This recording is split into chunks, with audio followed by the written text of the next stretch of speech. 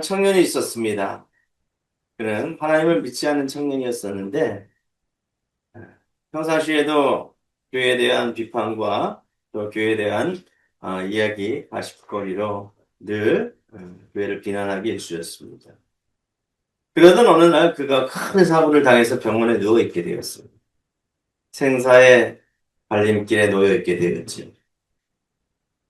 그는 처음으로 하나님을 찾기 시작합니다. 그때 누군가가 와서 이렇게 말합니다. 하나님은 당신이 잘나서 살아나는 것이 아닙니다. 당신이 가장 연약하고 약했을 때 이미 당신을 사랑하셨습니다. 그 청년의 이 이야기를 들었을 때 도무지 이해를 못했어요. 그리고 한참 있다가 십자가와 부활에 대한 이야기를 들으면서 그의 마음이 무너지기 시작합니다. 과연 십자가와 부활이 무엇이지?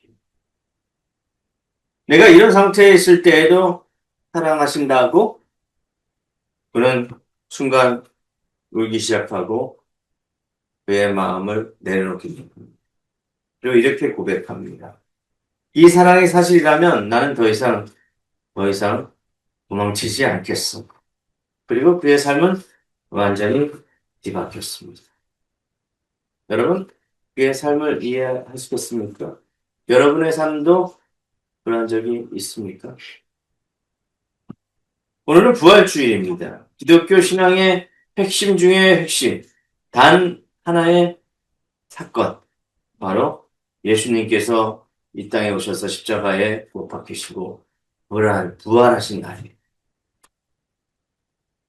만약 예수님이 죽으시고 죽은 상태로 끝나셨다면 그냥 좋은 일을 했던 한 사람으로 기억되었을 거예요. 병을 고치고 그리고 좋은 가르침을 했던 한 종교에 불과하지 않았을까 생각되었습니다. 하지만 예수님은 죽음을 이기시고 다시 살아나셨습니다. 이것이 부활.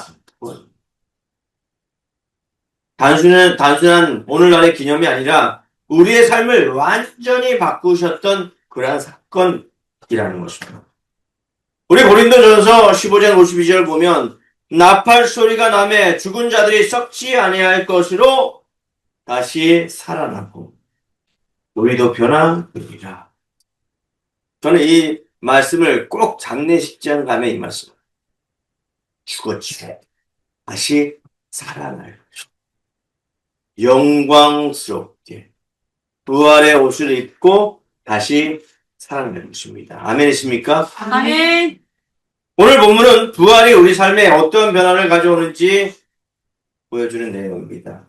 어떤 삶을 가져오는지 본문을 통해서 함께 은혜를 나누도록 하겠습니다. 먼저는 첫 번째, 부활은 하나님과의 관계가 회복되었습니다. 따라해 보시기 바랍니다. 부활은 하나님과의 관계가 회복되었습니다. 하나님과의 관계가 회복되었습니다. 자, 우리는 하나님과의 관계가 죄의 문제로 말미암아 깨져 있었습니다.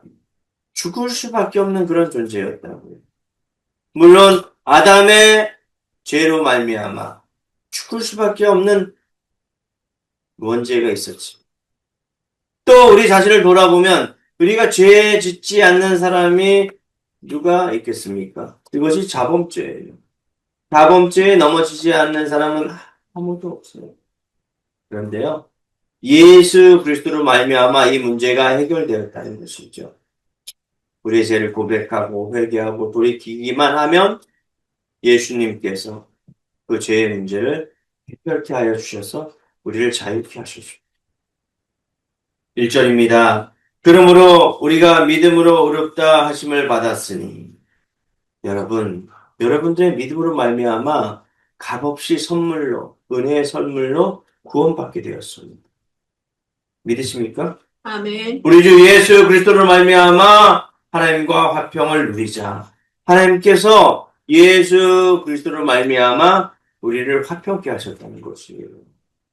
넘을 수 없는 다리를 넘어갈 수 있게 하셨다는 것입니다.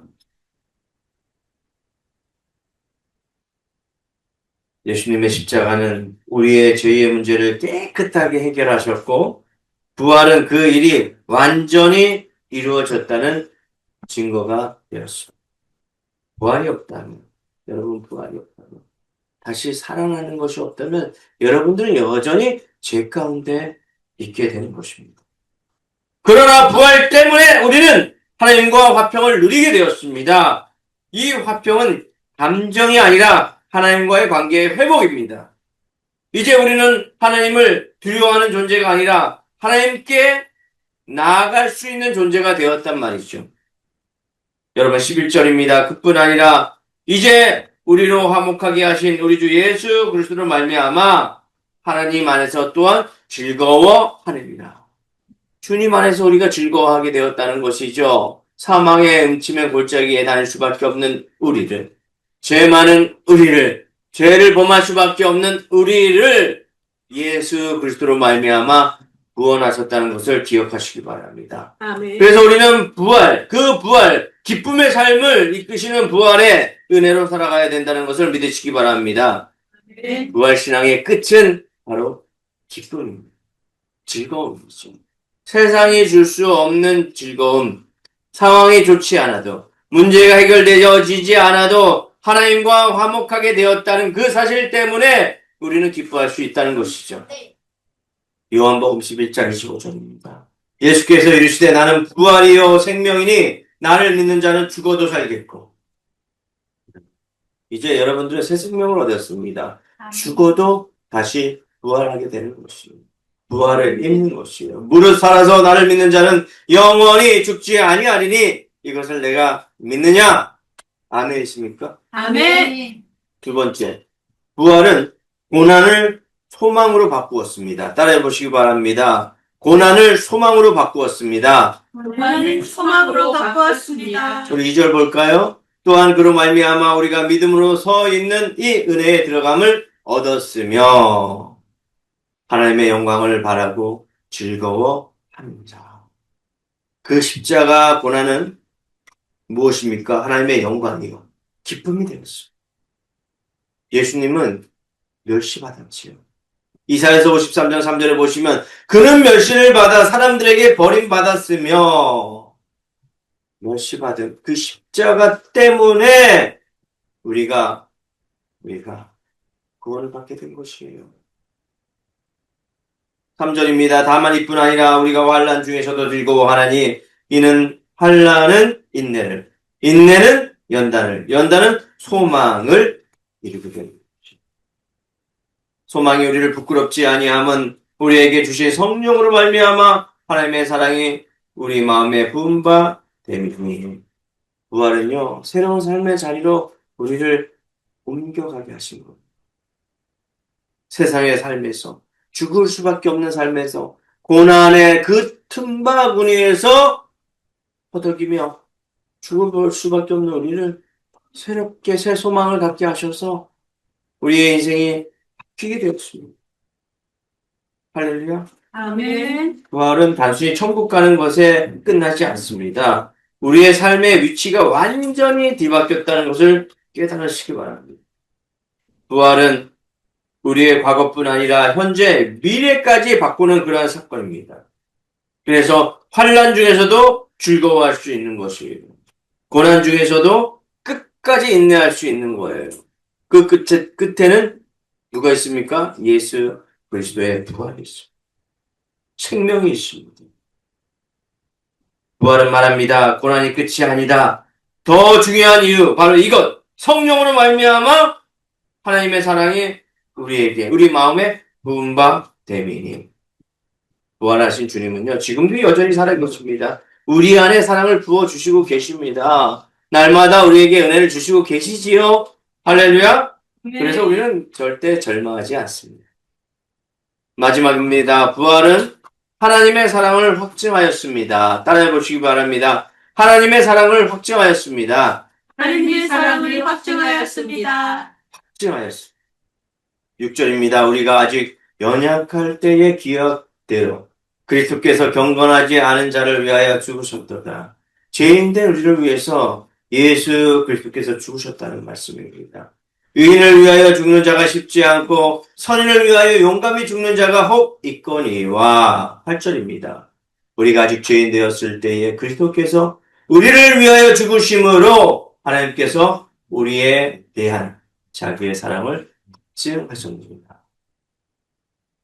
얼마나 사랑하셨으면 하나님께서 우리에게 독생자 아들 단 하나밖에 없는 아들을 우리에게 보내셨겠습니까? 그렇죠? 여러분들의 사랑하는 자녀를 십자가에 못 박혀 죽게 하였습니다. 죽게 하였습니다. 많은 사람들의 죄를 대속하신 다음에 여러분들 그 아들을 십자가에 못 박히게 하시겠습니까? 하시겠습니까? 절대 못 하실 겁니다. 그런데 우리 하나님은 그렇게 하신다는 것입니다.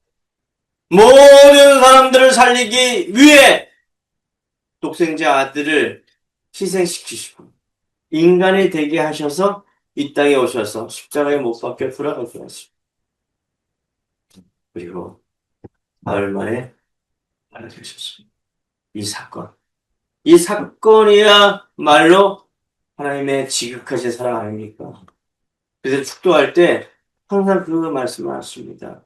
하나님의 지극하신 사랑과 그죠? 그 사랑. 바로 하나님의 사랑을 확증하는 방법이 바로 부활이라는 것입니다. 부활은 단순한 교리가 아닙니다. 우리의 삶을 바꾸는 능력입니다. 아직도 부활은 진행되어지고 있습니다. 살아계신 주님이 우리를 붙드시고 우리와 동행하신다는 것을 기억하시기 바랍니다. 그래서 우리의 미래도 안전한 것입니다. 오늘 말씀을 기억하십시오. 부활은 관계를 회복시킵니다. 부활은 우리의 삶의 자리를 완전 뒤바꿔 놓습니다. 부활은 고난의 의미가 소망으로 바뀝니다. 부활은 사랑의 확증입니다. 여러분, 무엇을 붙잡겠습니까? 세상을 붙잡겠습니까? 아니면 확실하게 미래를 보장하는 부활을 붙잡겠습니다. 부활은 기쁨을 줍니다. 그래서 부활신앙은 절망 속에서도 살아가는 힘이 되는 것입니다. 여러분들은 부활하신 예수님을 진정 믿고 따라가고 있습니까? 내 삶에 부활의 기쁨으로 살아가고 있는지요? 고난 속에서도 절망하지 않고 소망을 바라보며 살아가고 있습니까? 우리는 그런 부활을 믿는 신앙입니다. 할렐루야! 아멘. 기도합니다.